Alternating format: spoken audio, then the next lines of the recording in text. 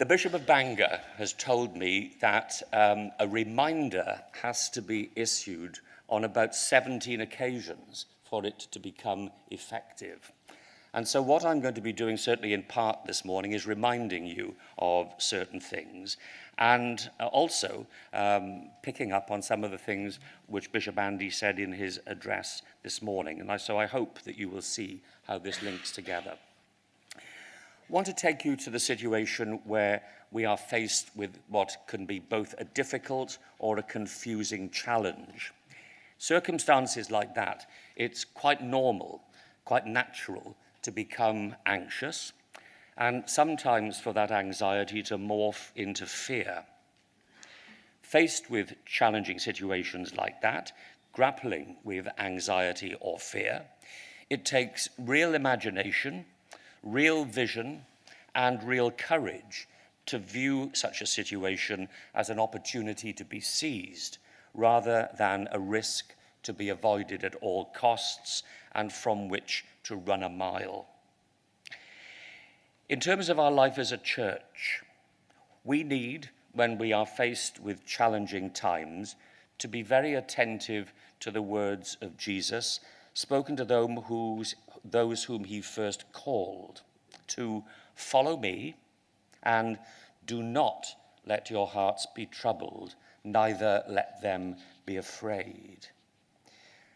If, as a church, we should find ourselves afraid or in need of courage, we will, however, find ourselves to be in very good company, because those called by God to give a lead or to play a part have often felt just the same, anxious, sometimes afraid. And they haven't always liked what they have been called to do or called to be. And in some cases, they've tried to avoid the call altogether. Anxiety and fear were not unknown to them, but anxiety and fear was not the end of their stories. Let me, with you, just look at a few of these great characters. And let me begin with Moses. Moses, on the run from Pharaoh, was challenged to lead the people of Israel out of Egyptian captivity, where any number of them would, as the scriptures later tell us, have been quite content to stay, because they felt at least some level of security. And despite the convincing signs shown to him by the Lord, Moses anxiously chooses to debate with the Lord. I'm not a good speaker. I get a bit tongue-tied. They'll never believe me or listen. But with the help of Aaron, we are told that he gets the work going. Picking up the leadership role after the death of Moses, Joshua is told not to be afraid, because the Lord your God is with you wherever you go. The prophet Isaiah, in his wonderful vision, is overwhelmed by his sense of unworthiness, but with the assurance that he's accepted and that this is not a problem for God, he offers himself for the task of getting the work going. Jeremiah claims to be too young, but he is told, gird up your loins, or in other words, rather like the message that came to Ezekiel to stand up straight and do not be dismayed, Jeremiah is told to get on with it. I will be with you to strengthen you. Two from the New Testament. John the Baptist's father, Zechariah, confronted by the angel Gabriel, was afraid. Mary, likewise, we are told, was greatly troubled. Both of them were reassured. Do not be afraid. And in the same way, at different points along their journey with Jesus, the disciples and others who were around are told the same. So for us, to coin a phrase or to coin words from the letter to the Hebrews, we, as a church, at what might be described as confusing and challenging times, are surrounded by a great cloud of witnesses. Frail people, flawed people, people who have been challenged, people who have been anxious, people who have been afraid, and people who have sometimes dressed up mere excuses as reasons for saying no. People who from time to time tried and failed, but at least they tried. But they ultimately proved to be the people who, with faith and trust and courage and grit, got the work going. And that, my friends, is what governing bodies' role has to be. Despite being of the same frail and flawed flesh as those people who populate the cloud of witnesses down all the ages, you and I are called as a body and as individuals in our own places to that same faith and trust and courage and grit to get the work going. Sometimes it feels a lot safer to wait anxiously for a better moment, for a more acceptable time. But as the Apostle Paul reminded the Corinthian church, working together with Christ, the acceptable time has arrived. The acceptable time is always now. I would hope that each one of us would agree that this is where we are as a church. But in our acceptance of that, in our acceptance that the time is now, we perhaps need to be reminded of some details from the past, and indeed we be reminded of them for the future. Let me give you some examples. Some years in the past, we commissioned The Review, and then almost 6 years ago, it was published and we welcomed it. We are progressing some of its recommendations, most importantly, I guess, a new way of working and witnessing through the creation of ministry areas or mission areas and ministry teams. As for the future, we are quickly, time's marching on, we are quickly approaching the celebration of our centenary. And we have already said quite clearly that this must not just be a time for mere reflection, but a time for recognizing concrete steps and solid progress, commitment to our core purpose, the better revelation of the gospel. These are facts, and not least among them is that recommendations were received almost 6 years ago. And they are facts about which I believe it is my duty and my responsibility as Archbishop to insist that we remind ourselves and others with regularity and not forget. Not only here at governing body, but in our dioceses, within their various structures, in our ministry and mission areas, in our congregations, and, very importantly, in our own hearts and minds as individuals, called as today's cloud of witnesses to play our part with faith and trust and courage and grit to get the work going. I am aware from my own diocese, my fellow bishops will be aware from their dioceses, and I'm sure that many of you are aware that, of course, there remain problems, some of which are significant, and others which, upon closer examination, sometimes turn out to be simply cleverly constructed smoke screens. Not least among these, in some quarters, a simple dislike of change, a resistance to change, a refusal to even consider change, let alone embrace change. And all of this can very easily sow in the hearts and minds of all of us who are called to be leaders the seeds of a deep anxiety, and worse than that, a disabling fear, both of which have the potential to cause us to shy away from the challenge, to divert us from pressing on, and to weaken the desire to either seize or even create new opportunities. But I hope in looking around this hall at the membership of governing body, that you are not the people in whose hearts and minds have been sown seeds of either anxiety or fear, that you want to get the work going. With that thought in mind, perhaps with that challenge in mind, there's a simple exercise in self-examination which we would like you to undertake now. On the tables in front of you, you should have found a blank sheet of paper.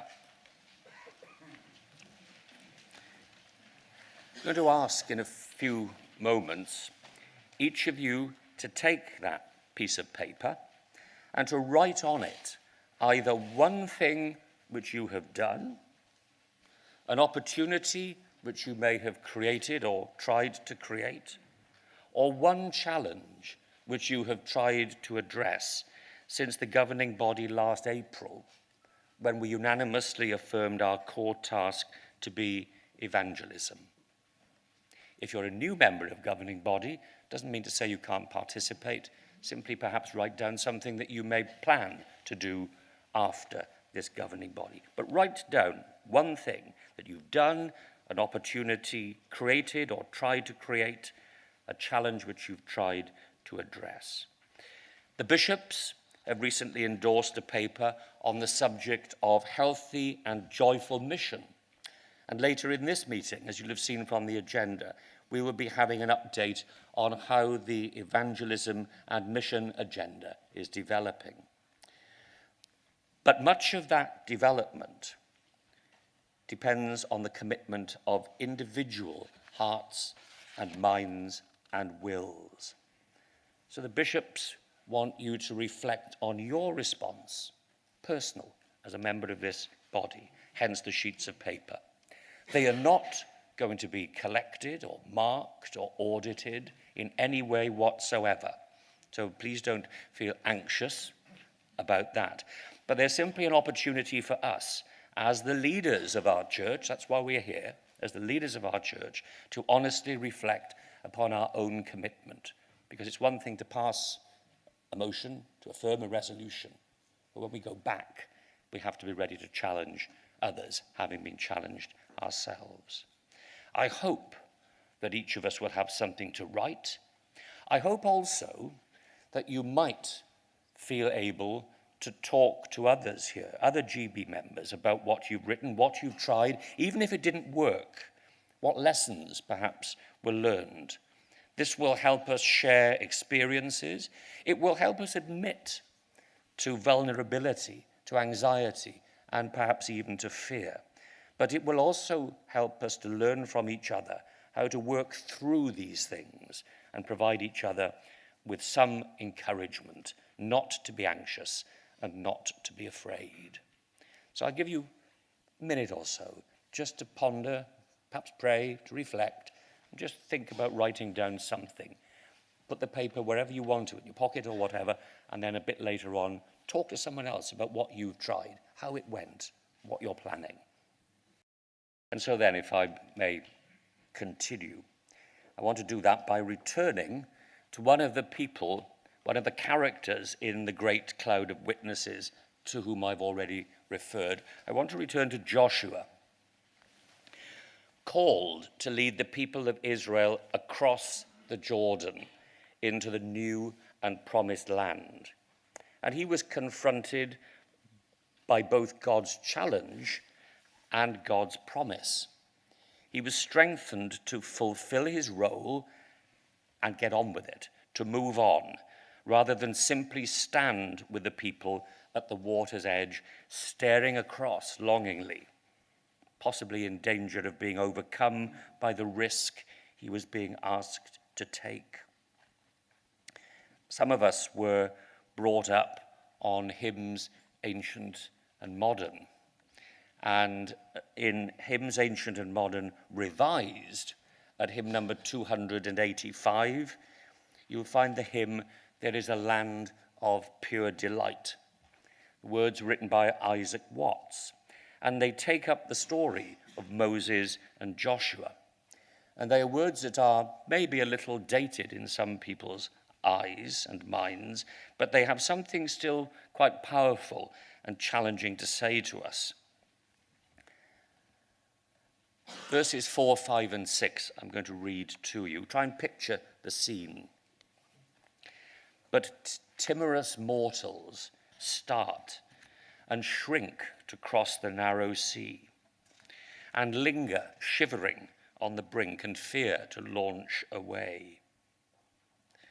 Oh, could we make our doubts remove those gloomy doubts that rise, and see the Canaan that we love with unbeclouded eyes? Could we but climb where Moses stood and view the landscape o'er, not Jordan's stream nor death's cold flood should fright us from the shore.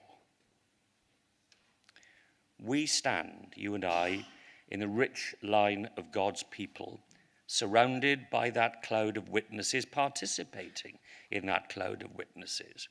But in that cloud, each one shares human anxieties, faced daunting situations, but still ventured in faith with common purpose, not as isolated, timorous mortals starting on the brink, but as a body with confidence in each other and with confidence in God's purpose.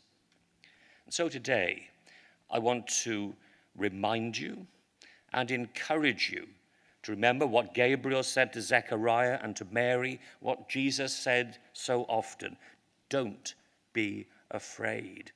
I want to remind you and encourage you with what the Lord said to Joshua there on the shore. Be strong and courageous. Be not frightened or dismayed, for the Lord your God is with you wherever you go. And if I may just elaborate for a further moment on the story of Joshua and its context, bear in mind as you try to picture the scene one of its really most important details. There on the banks of the Jordan, nothing happened. No progress was made until the feet of the ones chosen to lead and to bear the Ark of the Covenant were dipped in the water. Nothing happened, no progress, until they dipped their feet in the water. They had to make the first move. They had to lead the many. Today's leaders of God's people can all too easily become, perhaps some have already become, just too hung up on falling numbers and convince themselves that they can't stem the tide, they can't cross over to that beloved Canaan. And I'm realistic enough to know that each one of us could probably sit down alone at a table at home or at our desks and write an ever-growing list of anxieties that might disable us and others from dipping our feet in that seemingly uncrossable stream and from stepping outside the familiar and those situations which we might think, at least for now, offer us security. But step out we are called to. Step out we have to, because we know in our hearts of hearts, don't we, that not doing so simply perpetuates, in too many cases and too many places, a downcast mood and a sense of downward trend, leaving us not with security, but in increasing danger. On behalf of the bishops, I reminded the governing body in April of last year of our pluses, of our benefits, of the advantages of our situation, of the gifts and the talents which we possess, of the resources, both material and human, that we have, and the presence which we still have in our communities. I also drew attention to the platforms which we are still afforded in the public square, which enable us to exercise what I believe to be our right and our duty, to comment on, to debate about, and discuss any number of issues which impact on the day-to-day lives of people around Wales and beyond. And just as we will be hearing more about evangelism and mission later, so also we will be reflecting upon our place in that public square. I'm confident that nothing has changed in relation to our pluses and our benefits.